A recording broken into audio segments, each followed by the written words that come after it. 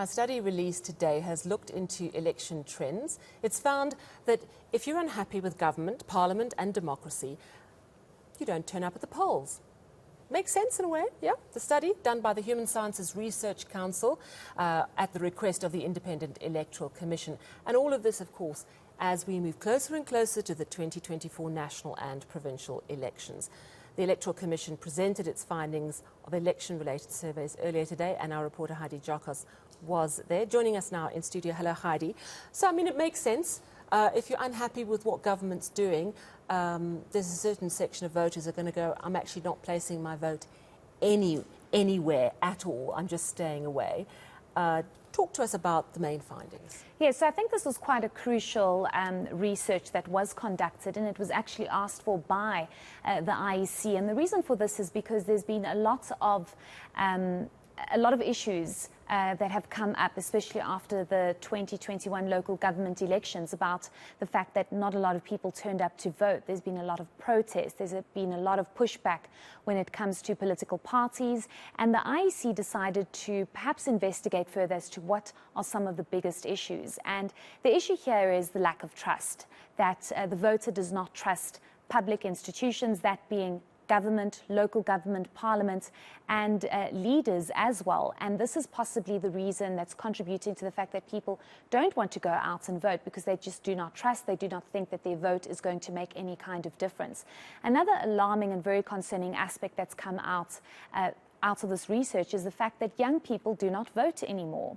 And this came out, this is something that we do know. We've seen this in the recent local government elections, but there is a worry that it's going to continue happening if the issues are not addressed. And the biggest finding is that young people do not see any change when they vote, and there is no trust when it comes to politics. They are disengaged when it comes to politics in the country and when it comes to leaders of political parties in the country. So it's not that young people don't understand the importance of voting, they just don't feel as though we have the right leaders and that political parties are doing the right thing and that their vote will make a difference. So quite scathing and quite damning when it comes to the politics around this.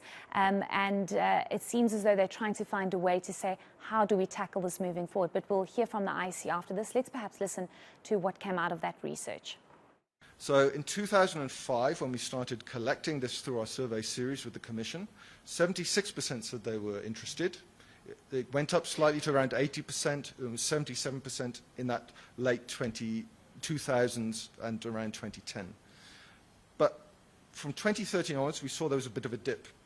So we see it dipped to around 2/3 in 2013. It's hovered around that level in 2015, and we saw a further decline in 2018 and 2021. So by 2021, it dipped to just around the 60% mark.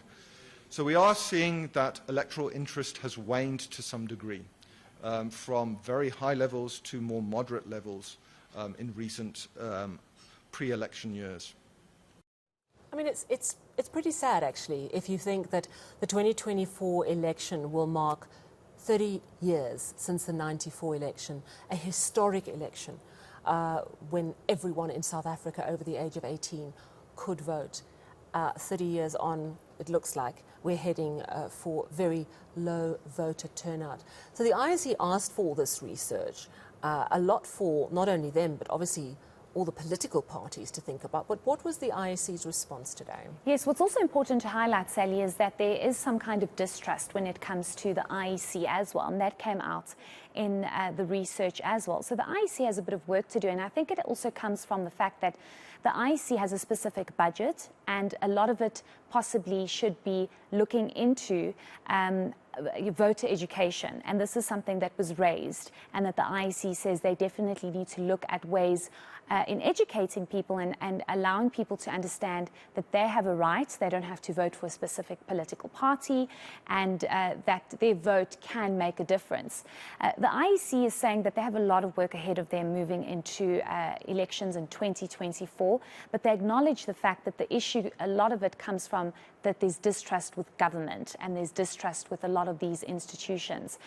We asked the question about the lack of trust when it comes to the IEC, And they don't really see that as a big concern because it wasn't the most prominent finding that came out. It was more that people are not engaged in politics, people don't really trust that there will be a change.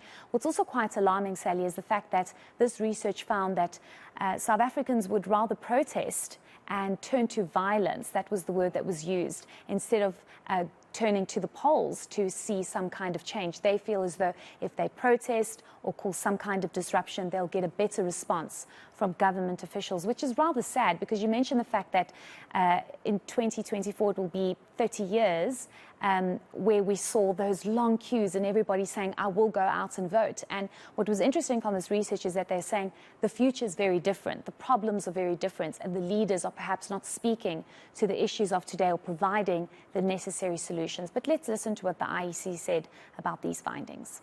The issue is not so much that young people don't know how to vote, or rather they don't know what the requirements of voting are and the need for registration.